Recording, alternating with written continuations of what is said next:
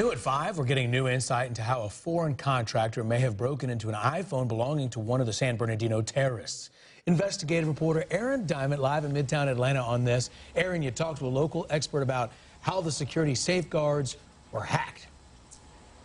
Yeah, Justin, the consultant we spoke to gets paid by companies around the world to check for vulnerabilities in their mobile and digital platforms. And when it comes to iPhones, getting around those passwords and that Touch ID safeguards, it's not easy, but apparently possible for the right price.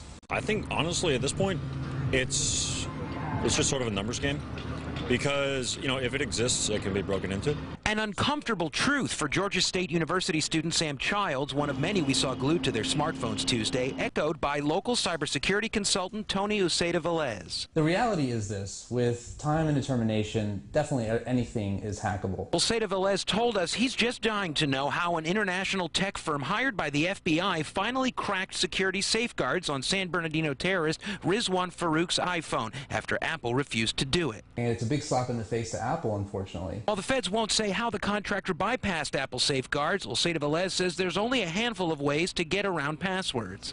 Brute force just simply means I'm going to try guessing, play 20 questions with this thing, and see if I get in. And while Apple says its mobile operating system has anti-brute force measures, security software can suppress that control so that it can still allow you to play 10, 20, 30, 40 questions. Method number 2 to beat the encryption is a bit more complicated. They could have mounted the files, the entirety of the file systems of the device. In here, there's a file system.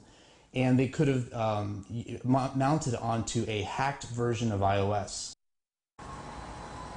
So far, the FBI hasn't said what it found on Farouk's iPhone, if anything, and it won't give up the name of the firm it used to build that backdoor. We're live in Midtown Atlanta tonight. Aaron Diamond, Channel 2 Action News.